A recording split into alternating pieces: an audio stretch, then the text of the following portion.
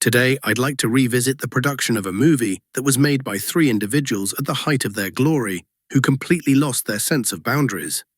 As a result, an already impressive budget ended up skyrocketing to a wildly unreasonable figure. This kind of thing often happens to people who achieve success, and Hollywood has always been full of such individuals. Many of their careers crumbled precisely because of their overconfidence in their own stardom. After the release of the Pirates of the Caribbean trilogy, director Gore Verbinski became one of Hollywood's most renowned filmmakers. Every door opened for him, and studios were ready to allocate hundreds of millions of dollars for any of his projects.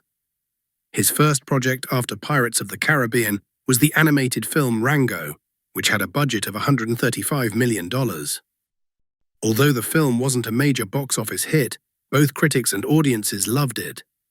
As a result, Rango predictably won the Academy Award for Best Animated Feature. And then came The Lone Ranger. In the early 2000s, the project was being developed at Sony Pictures. It was intended that Jonathan Mostow, known for Terminator 3 and Breakdown, would direct The Lone Ranger. The character of Tonto was supposed to be a woman, and the film was envisioned in the style of The Mask of Zorro. The studio allocated $70 million for the production. However, the script by David Peoples and Janet Peoples, who had worked on the screenplay for Terry Gilliam's 12 Monkeys, did not satisfy the studio for some reason. After Laeta Kalogridis, who was hastily hired to fix the script, failed to meet expectations, Sony Pictures abandoned the project. The project might have stayed on the shelf until today, but after finishing Rango, Gore Verbinski remembered how much he loved the Lone Ranger TV series as a child. The show aired from 1949 to 1956 and had 5 seasons. The star director's desire to make a feature film on this subject prompted Disney to quickly buy the rights to The Lone Ranger and begin production. Johnny Depp and producer Jerry Bruckheimer, with whom Verbinski had worked successfully on Pirates of the Caribbean, quickly joined the project. The original script, which required a budget of around $70 million, was quickly discarded without a glance, as $70 million was far too little for such influential people. In fact, the complete rejection of a script similar in style to The Mask of Zorro is rather amusing.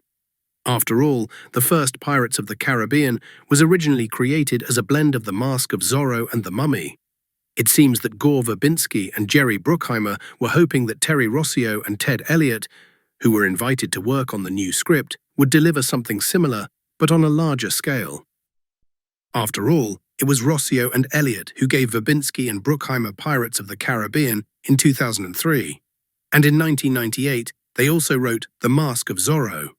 The writers weren't restricted in any way, so their script turned The Lone Ranger into a rollicking blockbuster, with a production budget estimated at $250 to $270 million. At this point, Disney Studios voiced their concerns. Such expenses were not part of the company's plans, and the creators were asked to tone down their appetites. The script was rewritten, and most of the fantasy elements, like werewolf attacks, a zombie apocalypse, and similar scenes, were removed. Further trimming of the script wasn't possible. So Gore Verbinski, Jerry Bruckheimer, Johnny Depp, and Armie Hammer, who had joined the cast, agreed to reduce their fees. For Johnny Depp, this meant that instead of the $25 million he wanted for the role of Tonto, he accepted his standard $20 million fee at the time. The idea was that this would bring the film's budget to around $175 million. However, significant overspending still occurred. For example, Gore Verbinski didn't like any of the Wild West towns proposed by the studio for filming. They all looked too fake. So a brand new town had to be built in the middle of the desert. Then Verbinski decided that computer-generated trains were too unrealistic, so engineers had to construct actual locomotives, followed by a sprawling railway network stretching several kilometers. They didn't just build models, but fully functioning 19th-century trains. All of this ballooned the already considerable budget to $220 million, making The Lone Ranger one of the most expensive films of 2013. Since the film's production process was not very smooth and news of the massive production costs quickly reached journalists, The Lone Ranger received a lot of press attention. After the disastrous 2012 release of John Carter, which became Disney's biggest flop in history, The Lone Ranger was frequently compared to it. Following the film's theatrical release, Johnny Depp, Jerry Bruckheimer, Gore Verbinski, and Armie Hammer would complain most about this comparison. According to them, journalists created a negative atmosphere around the film long before it hit theaters. When it was finally released, most of the critical reviews focused not on the film's quality, but on its enormous budget and production issues.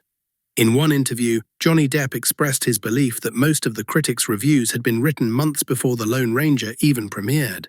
He claimed that many critics simply recycled their comments from John Carter, with some too lazy even to update their notes.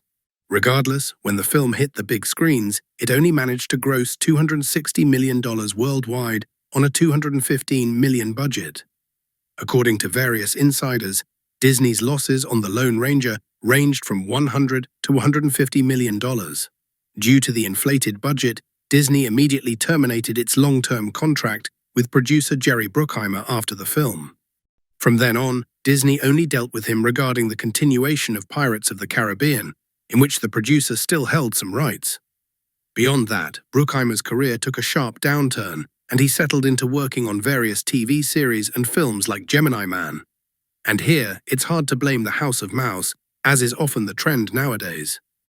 A couple of years before The Lone Ranger, Bruckheimer also produced Prince of Persia, The Sands of Time, which performed modestly at the box office, and The Sorcerer's Apprentice, which failed spectacularly.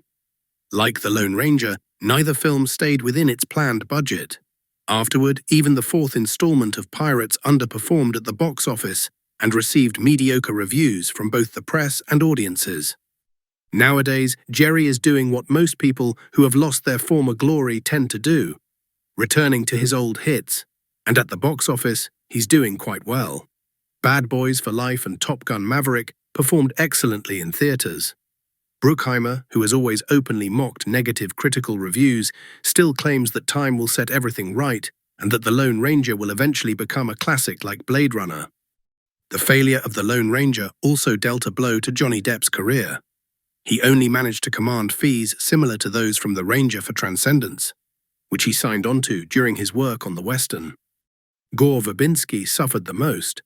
If, before The Lone Ranger, he was flooded with scripts and studios lined up at his door, after such a crushing failure, the director found it difficult to find work.